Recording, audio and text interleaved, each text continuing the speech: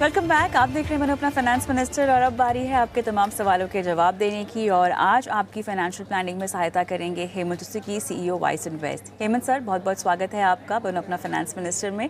और लंबे अरसे के बाद आपको देख रहे हैं, उम्मीद करते हैं कि आपकी छुट्टियाँ भी अच्छी बीती हो। जी कविता, बिल्कुल थैंक यू। और छुट्टियां बहुत अच्छी थी, but it's good to be back. जी, चलिए सर शुरू करते हैं। कल्पेश शिंदे हमारे दर्शक फोन लाइन पर हमारे साथ है। नमस्कार कल्पेश, कहाँ से बोल रहे हो आप? मैम रायगढ़ से बात कर रहा हूँ। रायगढ़ से। जी जी। तो कल्पेश, आपने अपने पोर्टफोलियो में जो फंड्स शामिल किए हैं उसमें आपके पास स्मॉल कैप है निपॉन इंडिया का, Motilal Oswal mid cap, HDFC का मिड कैप अपॉर्चुनिटी, जीएम का फ्लेक्सी कैप है, पराग पारेख का भी फ्लेक्सी कैप है और मेरे का आपने अपने लिए ईएलएसएस फंड भी लेके रखा हुआ है। और आप जी, तो आपको कितने साल तक सर निवेश करना है? क्या मैम, आपका आवाज नहीं आ रहा ठीक से। कितने सालों तक इन्वेस्टमेंट करेंगे इन फंड्स में? मैम मुझे मिनिमम 10 से 15 साल के लिए।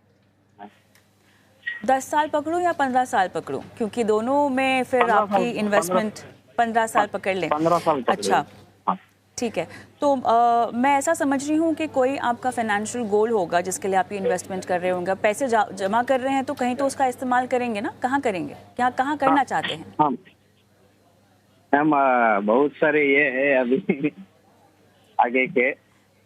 हाँ तो बताइए, बहुत सारे हैं तो एक एक करके सभी के लिए प्लानिंग देंगे ना आपको। आप हमारे लाइव एक्सपर्ट बैठे हैं हमारे साथ, आप बताइए। मैम अभी आगे घर का प्लानिंग है, नया घर लेने का, गाड़ी का प्लान है। ठीक है, एक एक करके। तो नया घर कितने साल में खरीदना है? अभी मैम 10 साल के बाद ही खरीदेंगे, क्योंकि अभी 10 साल में कितने तक का घर लेना चाहते हैं आप? अभी हम 30-40 लाख का तो लेंगे यहाँ पे। उसमें चलिए मैंने 40 लाख पकड़ लिया है। गाड़ी कब खरीदनी है आपने? गाड़ी अभी मैम 5-6 साल बाद खरीदेंगे। 5 साल बाद गाड़ी खरीदनी है। और इसके लिए कितना पैसा इकट्ठा करना है? कम से कम 15 लाख तो लगेगा मैम। 15 लाख। उसके अलावा क्या लक्ष्य हैं आपके? बच्चों की पढ़ाई लिखाई भी है? नहीं है मैम। हाँ चलो। हाँ मैम। तो आपने तो शुरुआत में कहा बहुत सारी चीज़ों के लिए मुझे पैसे की ज़रूरत पड़ेगी। अच्छा, कोई कर्जा वगैरह भी है क्या जो चुकाना है? कर्जा है मैम, पर्सनल लोन चल रहा है मेरा। कितने का? अभी 14 लाख का चल रहा है। 14,000 का? 14 लाख। हाँ, 14 लाख का पर्सनल लोन चल रहा है। हाँ। अच्छा, हाँ। कितना जाता है हर महीना आपका? मेरा अभी जाता है 13,500 जाता है। 13,500 आपका मंथली जाता है। मंथली जाता तो है। चलिए, सबसे पहले तो ये पर्सनल लोन से आपको जो है छुटकारा दिलवाना चाहिए। हाँ हेमंत सर, क्या कहेंगे आप? Yes Kavita, I think 2-3 important aspect हैं। जैसा इन्होंने कहा कि इनकी जो इन्वेस्टमेंट है वो 5,000 की है, बट अभी इन्होंने बताया कि इनका टाइम होराइजन जो है वो 10 से 15 यानी 15 साल मान के चल रहा है। जो क्लैरिटी बहुत ही इंपॉर्टेंट है, बिकॉज अनलेस एंड अनटिल आपको पता हो कितने साल के लिए आप इन्वेस्ट कर रहे हो, तो फिर कौन सी एसेट क्लास हो, कौन से फंड्स हो, वो डिसाइड करना थोड़ा मुश्किल है। और साथ ही आई थिंक इन्वेस्टमेंट जो है एक प्रोसेस है। आप इन्वेस्टमेंट को एक आइसोलेशन में नहीं देख सकते हो, आपको पूरी आपकी फाइनेंशियल सिचुएशन को देखने की जरूरत है। जैसा इन्होंने कहा कि इनके पास एक पर्सनल लोन है और हम जानते हैं कि पर्सनल लोन में जो रेट ऑफ इंटरेस्ट है वो हाई इंटरेस्ट रेट होता है। तो आई थिंक कहीं ना कहीं उस पर भी ध्यान देने की जरूरत है। तो पहली प्रायोरिटी मुझे लगता है कि वो भी होनी चाहिए कि उसको कितना जल्दी हो सके उसको आप रीपे करें। और दूसरा, आई थिंक गोल्स को डिफाइन करना बहुत जरूरी है। अभी हम क्या देख रहे हैं कि 5,000 की जो इन्वेस्टमेंट है उसमें 5 फंड्स हैं। तो जो पोर्टफोलियो देख के पता चलता है कि कहीं ना कहीं जो अप्रोच है इन्वेस्टमेंट की वो एक रैंडम अप्रोच है। मतलब जो फंड आपको अच्छा लगा आपने ले लिया, अदरवाइज 5,000 के लिए 5 फंड होने की बिल्कुल भी जरूरत नहीं है। तो आई थिंक थोड़े से बदलाव करने की जरूरत है, ये बात सही है।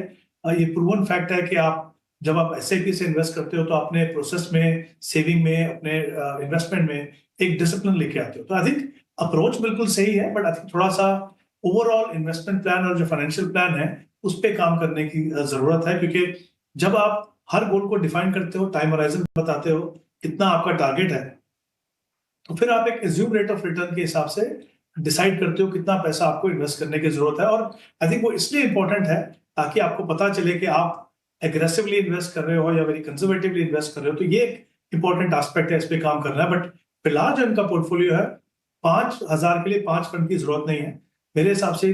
2 या 3 फंड रखें।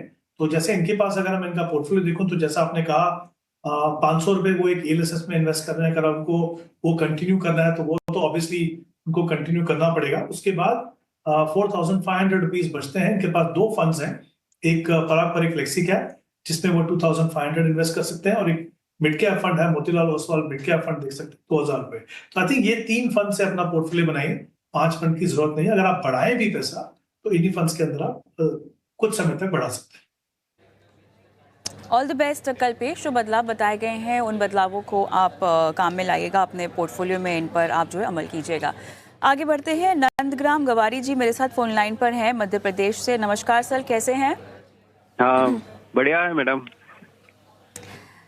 सर आपने अपनी डिटेल्स दी हैं हमें। 9 फंड्स हैं आपके पास, 12,000 रुपये की आप SIP कर रहे हैं और 9 साल में आपको चाहिए 50 लाख रुपए। और आपने खुद ही ये फंड्स का चुनाव किया है यूट्यूब देखकर और बाकी शोज़ देखकर, जो आपको जितना समझ में आया उस हिसाब से 2,50,000 रुपये जो है अभी तक आपने निवेश कर लिए हैं। इसके अलावा और कोई जानकारी जो आपने हमें नहीं दी है, अभी देना चाहते हैं कि मैं सीधा एक्सपर्ट के पास जाऊं और आपके सवालों का जवाब लूं? इसके अलावा मैडम जैसे मैं गवर्नमेंट कर्मचारी में हूँ तो NPS में निवेश भी NPS में भी चल रहा है जैसे। चलिए वो तो बहुत बढ़िया, वो तो चल ही रहा है, तो उसको हम साइड में रखते हैं अभी, क्योंकि यहाँ पर केवल 9 साल की बात हो रही है और 9 साल के लिए आपने ये पोर्टफोलियो बनाया है। 9 फंड्स क्या ज़रूरी हैं, क्या इनको कम किया जा सकता है, वो जान लेते हैं। 12,000 रुपये हर महीना 50 लाख, क्या इससे जुड़ पाएगा 9 साल में, ये भी पूछ लेंगे। हेमंत सर। हाँ जी कविता, आई थिंक बहुत इंपॉर्टेंट है देखना कि इनका जो टारगेट है वो पूरा होगा कि नहीं। तो इन्होंने कहा कि इनका जो टाइम होराइजन है वो 9 साल है, 12,000 की इनकी SIP है, और जो एक्यूमुलेटेड कॉर्पस है अभी तक वो करीब 2.5 लाख रुपए है। आई थिंक ये तीनों चीजों को मैं कंसिडर करूं, क्योंकि 9 साल का समय है। अगर हम 12% की एनुअलाइज रिटर्न भी मान के चलें तो करीब करीब 30 लाख का जो कॉर्पस बनेगा। तो ऑब्वियसली शॉर्टफॉल है क्योंकि इनका जो टारगेट है वो 50 का है। तो उन दोनों को आई थिंक इस गैप को कवर करने के लिए एडिशनल SIP करनी होगी 10,000 की। फंड डेफिनेटली इनके पास ज्यादा है, 12,000 के लिए 9 फंड है। कभी भी इतने सारे फंड की जरूरत आपको इतने अमाउंट के लिए नहीं होनी चाहिए। तो आई थिंक इंपॉर्टेंट है कि आप सही एसेट क्लास के साथ साथ सही कैटेगरी के फंड चुना, विद इन कैटेगरी ऐसे फंड जो कंसिस्टेंटली अच्छा परफॉर्म कर रहे हो, ताकि उसको मॉनिटरिंग करना आसान हो। और ऐसा नहीं हो कि आपके पोर्टफोलियो में जो फंड इतना अच्छा परफॉर्म नहीं कर रहे वो कंटिन्यू करे, क्योंकि कहीं ना कहीं वो आपकी जो ओवरऑल परफॉर्मेंस है उसको पुल डाउन करते हैं। तो आई थिंक फंड कम करने की जरूरत है डेफिनेटली। इनके जो एग्जिस्टिंग फंड्स हैं 3, उनके अंदर वो इन्वेस्टमेंट कंटिन्यू कर सकते हैं। मैं फंड का नाम बता दूंगा, और अमाउंट जो है वो थोड़ा सा इनको रीअलाइन करना होगा। जो ये 3 फंड्स हैं, जैसे पारंपरिक flexi cap fund, Motilal Oswal mid cap fund और Nippon India multi cap fund, ये तीनों में 3-3 हजार रुपए इन्वेस्ट करेंगे।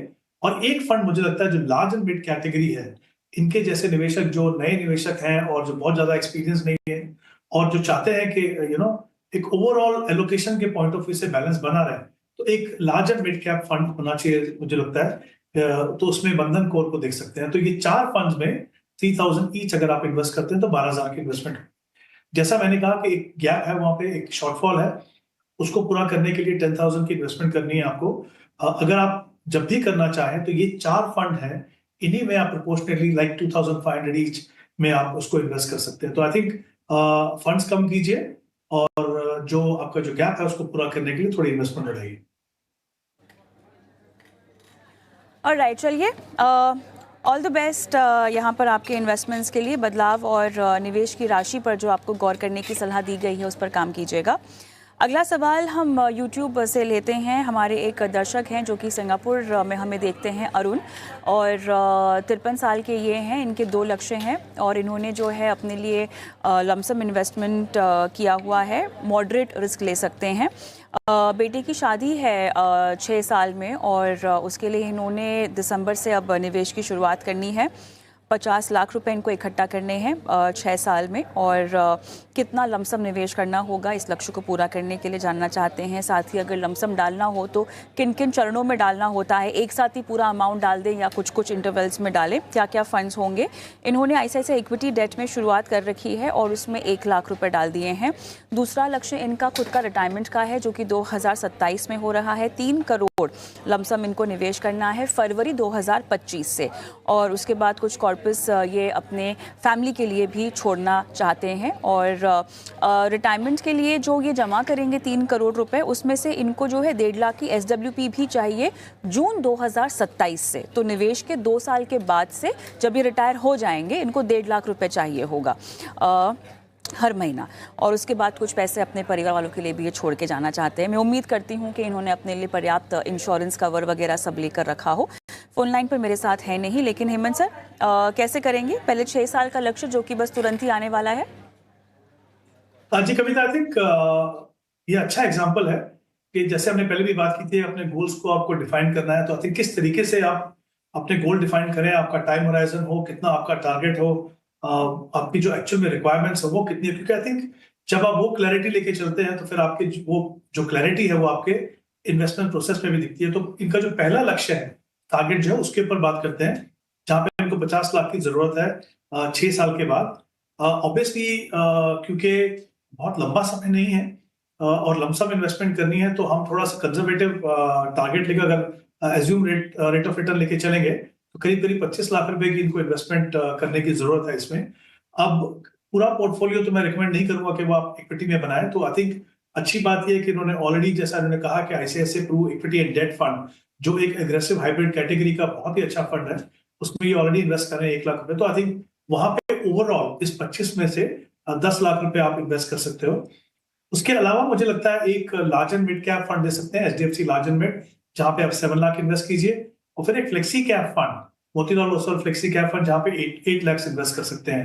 अब फ्लेक्सी कैप में क्या होता है कि फंड मैनेजर के पास पूरी फ्लेक्सिबिलिटी है in terms of allocation to different market segments, लेकिन उसमें भी मैंने वो फंड को चुना है जहां पे वाकई में वो एक फ्लेक्सी कैप फंड है और तीनों सेगमेंट यानी लार्ज, मिड और स्मॉल, तीनों में आपको एक्सपोजर मिलता है। तो ये 3 फंड है जिनमें आप इन्वेस्ट कर सकते हो। अब इशू ये है कि क्या पूरा पैसा एक साथ लगाना है या उसको एक स्टैगर्ड मैनर में लगाना है। तो मेरे हिसाब से जिस तरह की मार्केट में वॉलेटिलिटी हम देख रहे हैं, तो मुझे नहीं लगता कि एक साथ इन्वेस्ट करना वो सही होगा। तो मे बी अगले 3 या 6 महीने के पीरियड में उसको एक एसटीपी के द्वारा इन्वेस्ट कर सकते हो। एसटीपी का मतलब ये है सिस्टमैटिक ट्रांसफर प्लान, यानी इन्हीं फंड्स, इन्हीं म्यूचुअल फंड्स के जो लिक्विड फंड्स हैं वहां पे आप लमसम इन्वेस्ट कीजिए और आपकी स्टैंडिंग इंस्ट्रक्शन के हिसाब से फंड जो है उनको हर फोर्टनाइटली या हर मंथ में पैसा निकाल के आपके जो टारगेट फंड है उनके अंदर वो डालेंगे। तो आई थिंक एसटीपी से इन्वेस्ट कीजिए, एक मिक्स बनाइए हाइब्रिड फंड और इक्विटी फंड्स का। तो ये तो हो गया इनका जो पहला गोल है। दूसरा, जैसा इन्होंने कहा कि इनको 3 करोड़ रुपए इन्वेस्ट करने हैं, वहां से उनको पेंशन जनरेट करनी है। तो ऑब्वियसली इनकम जनरेशन एक बहुत ही चैलेंजिंग एस्पेक्ट है, इंपॉर्टेंट है। और साथ में इन्होंने बहुत ही इंपॉर्टेंट बात कही कि इस इनकम रिक्वायरमेंट के साथ में वो चाहेंगे कि उनकी फैमिली के लिए वो जो पैसा ग्रो भी करता रहे। तो आई थिंक ये बहुत ही इंपॉर्टेंट एस्पेक्ट है। कभी कभी हम सिर्फ इनकम जनरेशन पे ध्यान देते हैं और ग्रोथ को भूल जाते हैं। तो यहाँ पे एक अगेन पोर्टफोलियो बन सकता है जो हाइब्रिड और इक्विटी का मिक्स हो। जैसा इन्होंने कहा कि इनको 1,50,000 पर मंथ चाहिए, 18 lakh rupees per annum, which will be around 6% उनकी जो टोटल इन्वेस्टमेंट अमाउंट है 3 करोड़ का। तो आई थिंक अगर आप ऐसा पोर्टफोलियो बनाएं जहां पे 6% आप निकाल भी सके और साथ में आपको 5 या 6% की एडिशनल अगर ग्रोथ मिलती है जो इन्फ्लेशन को टैकल करेगी, यानी आपके जो पैसे की वैल्यू है over a period of time because of inflation वो नीचे नहीं जाएगी। तो यहाँ पे एक मिक्स बना सकते हैं। HDFC balance advantage fund, ICICI balance advantage fund, ये 2 बैलेंस एडवांटेज जो डायनेमिक एसेट एलोकेशन कैटेगरी के फंड्स हैं। Kotak equity hybrid fund, again ये एक एग्रेसिव हाइब्रिड फंड है। और 2 इक्विटी फंड देखें आप, एचएसबीसी फ्लेक्सी कैप और Kotak multi asset fund. I think ये जो कैटेगरी का जो मिक्स है ये इनके पोर्टफोलियो के लिए सही रहेगा। और जब आपको एसडब्ल्यू की शुरुआत करनी है तो आप वो एक हाइब्रिड फंड से कीजिए, जैसे बैलेंस एडवांटेज फंड की हमने बात की। तो ये जो फंड्स है इन 5 में आप 60 लाख ईच इन्वेस्ट कीजिए। हालांकि ये इन्वेस्टमेंट जो है वो लॉन्ग टर्म की इन्वेस्टमेंट है, फिर भी मैं नहीं चाहूंगा कि आप ये सारा पैसा एक ही साथ लगाएं। ये पैसा अगले 6 महीने में आप एसटीपी से हर महीने आप पैसा लगाइए, ताकि जो वॉलेटिलिटी हो सकती है अगले 6 महीने में उसका आपको फायदा हो, आपको एवरेजिंग का फायदा होगा। आप एक ही पर्टिकुलर मार्केट लेवल पे पूरा पैसा कमिट नहीं करोगे। तो ये फंड्स और इस तरह की स्ट्रेटेजी अगर आप बनाते हैं तो आई थिंक दोनों लक्ष्य जो दोनों टारगेट्स हैं उनके, उसको पूरा कर पाएंगे। ऑलराइट, चलिए काफ़ी विस्तार से आपने इनको सलाह दे दी है, लेकिन ये हमारे साथ फ़ोन लाइन पर नहीं है, बट सारे पॉइंट्स कवर कर लिए गए हैं इनके सवाल के। और इसी के साथ मेरा आज का शो का टाइम भी समाप्त हो गया है। हेमंत सर, बहुत बहुत धन्यवाद, आपने समय निकाला और तमाम दर्शकों के सवालों के जवाब दिए, उनकी लाइव फाइनेंशियल प्लानिंग की। और मुझे भी इजाज़त दें, लेकिन जाते जाते आप सभी को छोड़ जा रही हूँ हमारे व्हाट्सएप नंबर के साथ। और साथ ही अगर सोशल मीडिया पर हमें देखते हैं तो यूट्यूब के कमेंट बॉक्स पे अपने सवाल ज़रूर डालिए। आपके सवालों को हम शो में शामिल करते हैं और आपकी लाइव फाइनेंशियल प्लानिंग करवाते हैं। नमस्कार।